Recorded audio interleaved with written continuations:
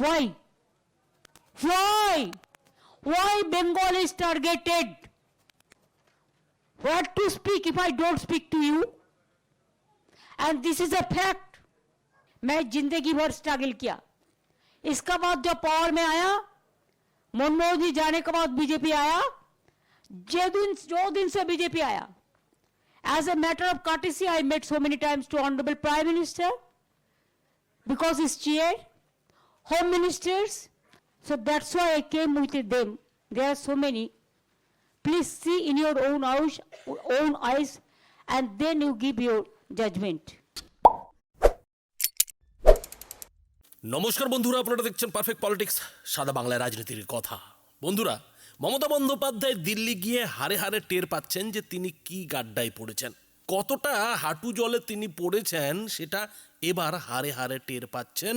এবং টের পাওয়ার পর তিনি এখন কাকুতি মিনতি শুরু করেছেন। কাকুতি মিনতি বললেও ভুল হবে, তিনি এখন রীতিমতো ভিক্ষা শুরু করেছেন।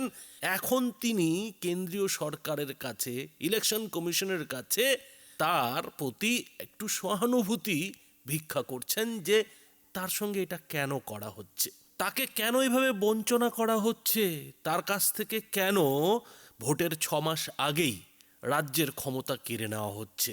এমনই কিন্তু ভিক্ষা চাইতে দেখা গেল খোদ তৃণমূল নেত্রী মমতা বন্দ্যোপাধ্যায়কে দিল্লির বঙ্গভবনে। বঙ্গভবনে তিনি সাংবাদিক বৈঠক করে এখানে যে কথাগুলো জোর গলায় বলেন, যে কথাগুলো তিনি এইখানে চ্যালেঞ্জ ছুঁড়ে ছুঁড়ে বলেন, হুঁশিয়ারি দিয়ে দিয়ে বলেন, প্রয়োজন পড়লে গালাগালি দিয়ে দিয়ে বলেন, সেই কথাগুলোই ওখানে জাতীয় সংবাদ মাধ্যমের সামনে তিনি একেবারে নরম সুর করে বললেন যে তার সঙ্গে কি ধরনের খেলা হচ্ছে, কি ধরনের রাজনৈতিক কৌশল নেওয়া হয়েছে, তার বিরুদ্ধে কি ধরনের নাকি ষড়যন্ত্র হচ্ছে। আর এই কথা বলতে গিয়ে তিনি এটাও স্বীকার করলেন যে সুপ্রিম কোর্ট থেকে শুরু করে ইলেকশন কমিশন, কেন্দ্রীয় সরকার, কোথাও তিনি বিচার পাচ্ছেন না, কেউ তার কথা শুনছে না, তাহলে তিনি কথা বলবেন কোথায়?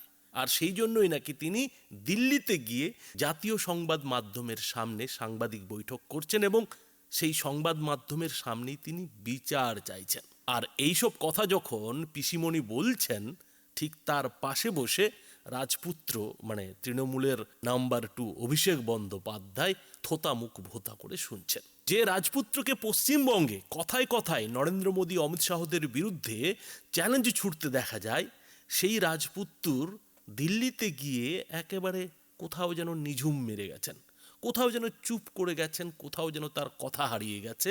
তিনি মমতা বন্দ্যোপাধ্যায়ের পাশে বসে হাতের নখ খুঁটছেন আর মুখ ভার করে কথাগুলো শুনে যাচ্ছেন। খেয়াল করে দেখুন যে এই অভিষেক বন্দ্যোপাধ্যায় কিন্তু ইলেকশন কমিশনে জ্ঞানেশ কুমারকে হুঁশিয়ারি দিয়ে এসেছিলেন যে এরপরে পিসি আসবে, মমতা বন্দ্যোপাধ্যায় কিন্তু আসবে, তখন আপনার অবস্থা কি হবে বুঝে নেবেন। আর সেই মমতা বন্দ্যোপাধ্যায় যখন ইলেকশন কমিশনের সামনে গেল, মানে জ্ঞানেশ কুমারের সামনে গেলেন, সেই মমতা বন্দ্যোপাধ্যায়েরও একই দশা করে জ্ঞানেশ কুমার ইলেকশন কমিশন থেকে বের করে দিলেন। মমতা বন্দ্যোপাধ্যায় নিজেই বললেন যে তিনি অপমানিত হয়েছেন। এরপরেও আজকে সাংবাদিক বৈঠক করে মমতা বন্দ্যোপাধ্যায় এটা বলতে বাধ্য হচ্ছেন যে তিনি চাইলে 1 লাখ লোক এনে এই দিল্লির পথে বসিয়ে দিতে পারেন, কিন্তু তিনি সেটা করবেন না। কেন তিনি করবেন না?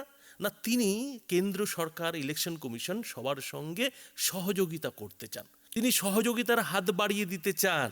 অথচ এই মমতা বন্দ্যোপাধ্যায়, অভিষেক বন্দ্যোপাধ্যায়রাই এ রাজ্যে যখন, পশ্চিমবঙ্গে যখন মানুষের সামনে জনসভা করেন তখন কি ধরনের হুঁশিয়ারি দেন, অথচ দিল্লিতে তিনি আজকে অন্য কথা বলছেন। এখন এই যে সুর নরম করা, হোল বদল করা, এর পেছনে কোন কারণ রয়েছে?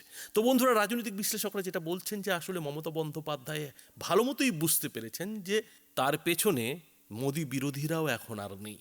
যে রাহুল গান্ধী, প্রিয়ঙ্কা গান্ধীরা এর আগে মমতা বন্দ্যোপাধ্যায়কে সমর্থন করতেন, সেই রাহুল গান্ধী, প্রিয়ঙ্কা গান্ধীরাও কিন্তু আজকে আর সমর্থন করতে চাইছেন না।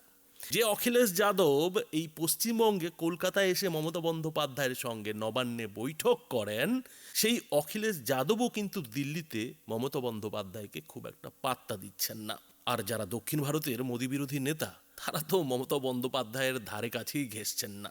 ফলে মমতা বন্দ্যোপাধ্যায় একদিকে যখন এটা ভালো মতো বুঝতে পারছেন যে তার আর ইন্ডি জোটে আগেকার মতো জায়গা নেই, তখন তিনি কোথাও যেন একা বোধ করছেন।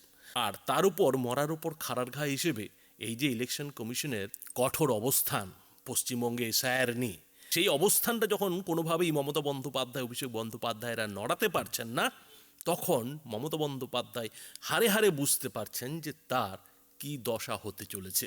তিনি ভালো মতোই বুঝতে পেরেছেন যে ভবানীপুরেও তার জেতা অসম্ভব হয়ে দাঁড়িয়েছে, এবং তিনি তো এদিন সংবাদ মাধ্যমের সামনে স্বীকারও করে নিলেন যে তিনি যে ভোটে ভবানীপুরে জেতেন সেই ভোটটা এরই মধ্যে ইলেকশন কমিশন বাদ দিয়ে দিয়েছে।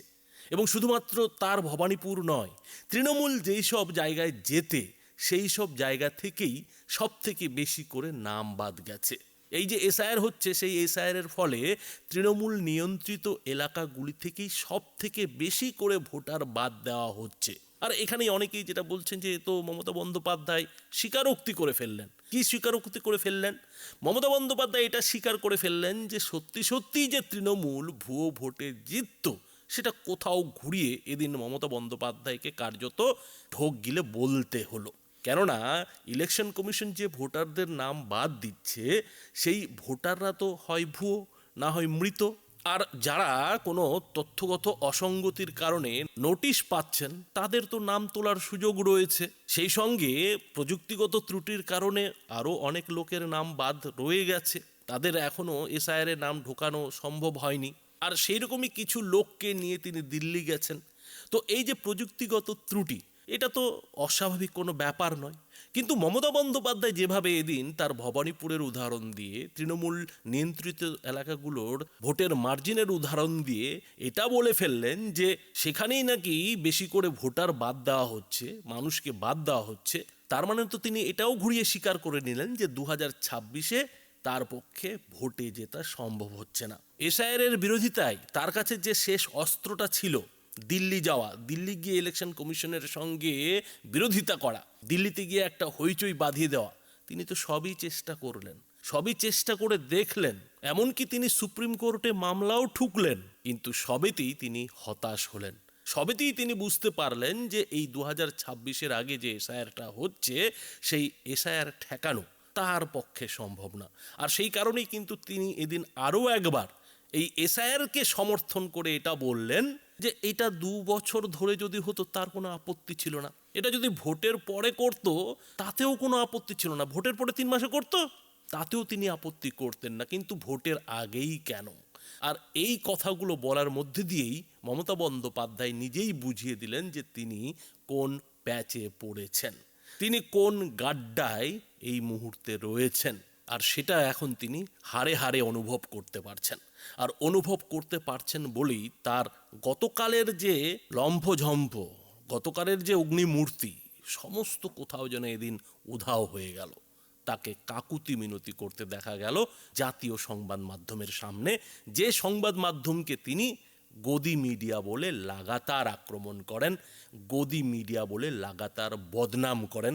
সেই মিডিয়ার সামনেই এদিন মমতা বন্দ্যোপাধ্যায় কাকুতি মিনতি করে এটা বলার চেষ্টা করলেন যেন তার যুক্তিগুলোকে তুলে ধরা হয়, তার যুক্তিগুলোকে যাতে মানুষের সামনে নিয়ে যাওয়া হয়। কিন্তু মমতা বন্দ্যোপাধ্যায় যে যুক্তিগুলো দিচ্ছেন, সেই যুক্তিগুলোর কি আদৌ কোনো যৌক্তিকতা আছে? বন্ধুরা, এদিন মমতা বন্দ্যোপাধ্যায় সাংবাদিক বৈঠক করে ঠিক কি বললেন দেখুন। If I give you one example in my constituency, Bhawanipur, see how they are working. 40,000, my vote may be 2,21,000 like this. Approximately, I'm telling you. First, they deleted 40,000 unilaterally. And after that, in the name of logistical mismatch or mismap, in every constituency, Trinamool Congress, not BJP. If BJP constituency 2,000, 3,000, 11,000, our constituency 70,000, 1 lakh voters are being deleted. And it's supposed to be deleted because it is in process. Either mismatch or mismap, or already 58 lakhs deleted. One port constituency, there's 70 lakhs already unilaterally deleted.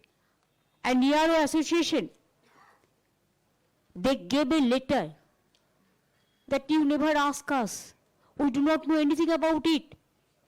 It is that so-called Sima Khanna, BJP mindset, sitting inside the Election Commission office. What is the credibility? Who is she? Through AI, just deleted the name. They cannot fight democratically. That's why only Bengal is targeted. It is our objection. We have to raise our voice somewhere. If I wish, I should have go to the road with these people and to bring lakhs of people to show it for agitational program. But we cooperated with the Election Commission, the administration. Yesterday, even the 2.5-year-old child was not allowed to bring the milk from the outsiders. Then I rushed there. Thousands of police. I am not blaming them, I am blaming their masterminded people. Election Commission, you have seen when we went there, thousands of police were there.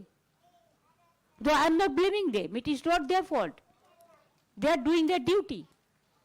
But who is giving them the direction to behave like this? There will be no democratic voice. There will be no people voice. There will be no constitutional right. There will be no voting rights. Then where the people will go? Then you announce better. Super emergency. It is already there in Bengal. 6-month Election Commission is taking away all the power from us. The people are not able to do the development job. All BLOs, night 11 o'clock, they have to give the WhatsApp. They have to wake up. Whole day they will walk, and night some people are there, you know, who love what fruits. And what type of good water, goody water. And they disturb them day and night. And they cannot trust our people. They have never understand. They said, SDA, not SDA. SDA rank officers you have not provided. I said, you must see in some state, so many districts. In some states, small districts, big districts. তো বন্ধুরা বুঝতেই পারছেন যে মমতা বন্দ্যোপাধ্যায়ের নতুন করে কিছু বলার নেই। যে কথাগুলো তিনি এর আগে বহুবার বলেছেন, যে কথাগুলো বলে তিনি বাংলার মানুষকে খচানোর চেষ্টা করেছেন, সেই কথাগুলোই তিনি দিল্লিতে গিয়ে দিল্লির যে মিডিয়া, জাতীয় যে সংবাদ মাধ্যম, সেই সংবাদ মাধ্যমের সামনে আরও একবার রাখলেন। কিন্তু সেই কথাগুলো বলার মধ্যেও তিনি বেশ কয়েকটা খেলা খেললেন, আর তার মধ্যে একটা খেলা হচ্ছে বাংলার উন্নয়ন নিয়ে। বন্ধুরা, এদিন খেয়াল করার যেটা বিষয় হলো যে মমতা বন্দ্যোপাধ্যায় বলছেন যে 6 মাস আগে থেকেই ইলেকশন কমিশন পশ্চিমবঙ্গ তার কাছ থেকে কেড়ে নিয়েছে, এবং তার ফলে নাকি তিনি পশ্চিমবঙ্গের উন্নয়নের কাজ করতে পারছেন না। এখন খেয়াল করুন যে এই মুখ্যমন্ত্রী এর আগের ভোটের প্রচারগুলোতে কি বলেছিলেন। তিনি বলেছিলেন যে পশ্চিমবঙ্গের তিনি 100% উন্নয়নের কাজ করে দিয়েছেন। পশ্চিমবঙ্গকে তিনি এতটাই এগিয়ে নিয়ে গেছেন যে এগিয়ে বাংলার মতো নাকি ভূভারত তো দূরের কথা, সারা পৃথিবীতে কোনো জায়গা নেই। আর সেই মুখ্যমন্ত্রী 6 মাস আগে বাংলার উন্নয়নের কাজ না করতে পারার জন্য এখন মরা কান্না কাঁদছেন। তিনি বলছেন যে তার নাকি সমস্ত সরকারি কর্মচারীদের ইলেকশন কমিশন নিয়ে নিয়েছে, তাদেরকে রাতের বেলা ফোন করে হ্যারাস করা হচ্ছে যাতে তারা কোনো সরকারি কাজ না করতে পারে, এবং তার জন্য তিনি মানুষের কাজ করতে পারছেন না। অথচ তিনি এর আগে দাবি করেছিলেন যে পশ্চিমবঙ্গে এত উন্নয়নের কাজ হয়েছে, সমস্ত কাজই হয়ে গেছে, তারপরেও তিনি আজকে এই মরা কান্নাটা কাঁদছেন। আর এখানেই অনেকেই যেটা বলছেন যে কাজ তিনি গত 15 বছরে, মানে 14.5 বছরে এই পশ্চিমবঙ্গের জন্য করতে পারেননি, সেই কাজ তিনি এই 3 মাসে কি করে, মানে 6 মাসে কি করে ফেলতেন। তাহলে কি মুখ্যমন্ত্রী ফের বাংলার মানুষকে একটা ঢপ মারার চেষ্টা করলেন? বন্ধুরা, এই বিষয়ে আপনাদের কি মতামত? আপনাদের মতামত অবশ্যই এই ভিডিওটির নিচে কমেন্ট বক্সে লিখে জানাবেন। ধন্যবাদ।